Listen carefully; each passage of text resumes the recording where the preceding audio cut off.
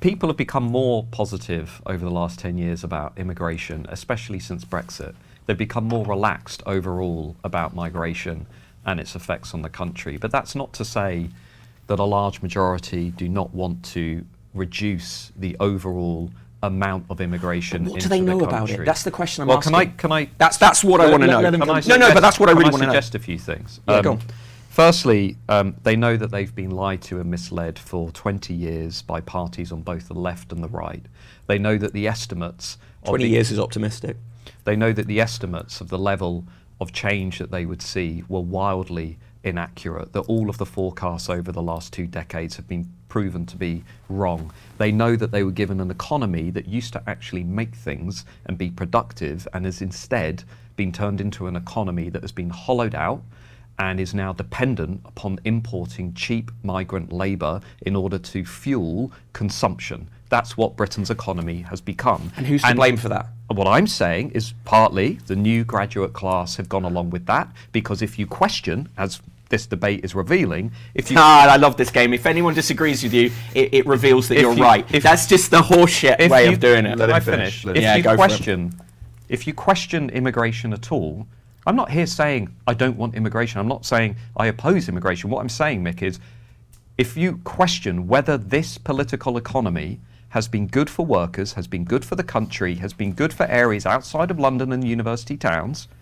you are quickly seen, branded in a negative way by the new elite. You are seen as being somebody who is instinctively problematic, and that is, I find, very troubling. See, I think this is unserious because the issue that I have with this is I'm not saying that immigration is not a complex question. Workers have been screwed over constantly. Workers of all types.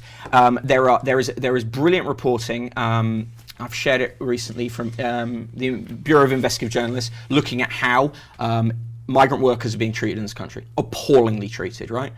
So that's a huge problem with immigration, right? That we're bringing people in and treating them appallingly. On farms, they are being treated appallingly. I don't believe we should have an economy like that. But I don't blame. But my issue is the way immigration is talked about. It is always shaped around blaming the immigrants who've come. It's about talking about negatives. It's very often not talked about. For instance, how much immigrants bring into the country, how the economic value in terms of, they claim fewer benefits, they work harder, they work longer hours. Like, it's a complicated thing. What you want to say to me is, if I come back to you and say I don't agree with what you say about immigration, you immediately think, well, he's the new elite and he just loves immigration. He just wants unrestrained immigration. That is like, man, there are so many straw man in this. I just felt so how much should we have? Here's the thing with what is the number, right? The number for me is complicated. I think it's unserious to say we'll have it under the tens of thousands. I don't think it's complicated at all. No, well, you don't and I do. We differ. My answer is, I am not an economist with a speciality in immigration, but I have talked to people who are, and they talk about having quotas, having for different industries, things like that. I have no problem with that. But the notion of always talking about immigration as a negative, framing it as a negative, encouraging people to be afraid, it is about divide and conquer, and it comes back to you saying, I want people to bring people together. This is not bringing people together. And also, the sharing of graphs, like the graph that you shared recently about the non-white British, non-white people in London, right? I know it wasn't your graph. I think it was Eric's graph, right? But Ash Sarkar's argument of saying my partner is white, I'm mixed race, and if we have a child, it's going to be a non-white child in London. It's problematic to me, some of this stuff, because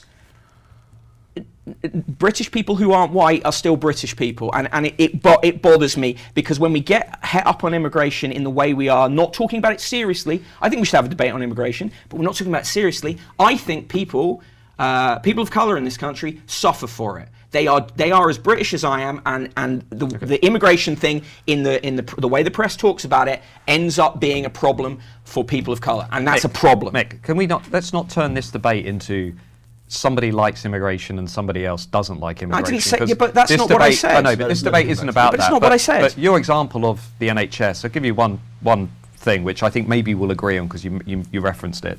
Here's one example of why I think people feel uncomfortable with what's happening now. You look at the NHS crisis. Well, one of the roots of that crisis is last year we trained 6,000 doctors overall here. We had places for about 6,000 doctors. We brought 2,000 in from Europe and we brought 12,000 in from outside of Europe. As you say, right, we're not training enough doctors. We don't give enough medical places to A-level students. And one of the big contributing factors to the NHS crisis is the lack of available GPs and doctors coming through the system. Now, I would argue that one obvious way to deal with that is to have an open and frank conversation about how we can press the people who are in charge of political power in this country to increase the number of medical places, to have more kids coming through British schools going on to be GPs and doctors, and we need to be less reliant on drawing in doctors, often, by the way, from low-income, developing countries. Nobody wants to engage with this moral question, but it's really important. I'm happy to engage with that moral question. Should we be taking doctors from Pakistan, India, Nigeria, and elsewhere at the rate that we're doing? Is that the moral thing to do? Is it the right thing to do? Or should we actually be reforming the system so that we can actually contribute to fixing our NHS crisis? And the reason I talk about these voters in this book, and I don't think this book is divisive at all, I think this book is just challenging, is I think many voters are out there looking at this political economy that we've got at the moment and thinking, this is bananas, this is not actually serving anything. And by the way, we've had low growth rates for 10, 15 years. Our productivity problem is still as strong as it's ever been. Regional inequality is as sharp as it's ever been. And people then just say, well, just have more immigration because that's going to solve everything. Yet we've had that for 20 years. So I think people aren't idiots. I think people are looking around and thinking, actually, there must be a different way of doing this. There must be another political economy out there that other advanced Western nations are pursuing. So why are we on this particular model that's being pushed in by New Labour, carried on by David Cameron and George Osborne, and now looks like it's going to be with us for the foreseeable future? See, I think that we need to train more doctors. I agree with that. I think we need to train more doctors. But do I think it's a moral problem that you take doctors from countries that need them? Of course it's a moral problem. It is a moral problem. But also, do I believe that people should have the right of movement around the world? Do I think that people should be able to move from one country to another? Yeah, I do. So it's more complicated than that as well. I can't just say to, Pakistani doctors, particularly in countries which, were part of, or, were in the empire, to say, you can't come here. I have a problem with that. It's complicated. My issue keeps coming back. What keeps coming back to me here is the right has been in power. Now, of course, there's the Peter Hitchenses of the world, you to an extent, who argue that this government is not right. It is not a right-wing government, right? It's a sort of pseudo-popular, it's a sort of populist, do whatever we think might work kind of government. That's kind of true. But the right has been in power for 13 years. And then we go, do you know who's to blame for this? It's the left. It's the left. The left.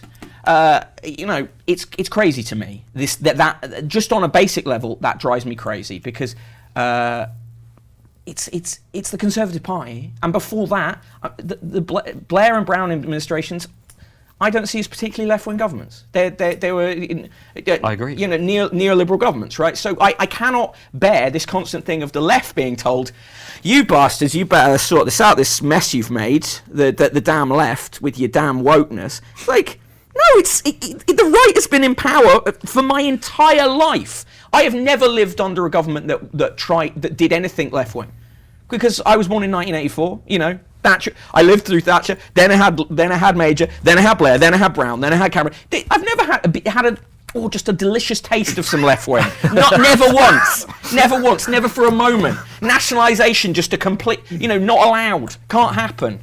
It's madness.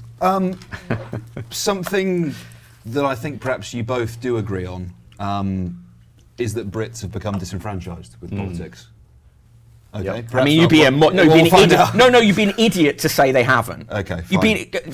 So that's the only thing you agree on, because it's a thing. You can't buy can't buy a house. You can't. Nothing works. We know that. The Trash Future is a great podcast, and they have this thing where they say that Britain now is the Soviet Union but shit and expensive, and that's basically where we are. And also, I think that neither of you are, well, definitely from what you just said, Mick, particularly big fans of the major political parties in Britain. Yeah. So if we were to start... I tell you something we agree on, right? Yep. No, hang on, because it just occurs to me. Please. Matt has said things where he talks about the breadth of politicians allowed into... I love this because I end up being the like naughty boy in the room. It's like, well, whatever, lads. The 1945 Parliament, right, is a brilliant Parliament when you look at it. Like, you know, you've got people who are like ex-military, you've got trade unionists, you've got all kind of like the Tories have got all their mad elite aristocrats, and the Labour Party have actually got people from organised labour and from I have a huge problem with it. I look at the Labour Party and it's a managerial party. And the system we have now is that the Tories come in, fuck it up for a while, and then we get Labour in to manage it to a sort of a kind of stability that doesn't serve anyone. Yeah, I agree on that. Of course I do. The arguments about why and how we solve it, that is the difference. And I'm worried about the rhetoric. Hugely worried about the rhetoric. Thanks very much for watching that video all the way to the end. And if you liked it, I've got some better news for you. PoliticsJOE is in the process of launching a podcast. Live in a couple of weeks' time. It's called The Pubcast. Link below, probably somewhere in the comments or the description, something like that. Check it out. Subscribe so you get ready for our first episode. It's coming soon. Subscribe wherever you get your podcasts, Apple, Spotify, or any of those other slightly weirder platforms. See you soon.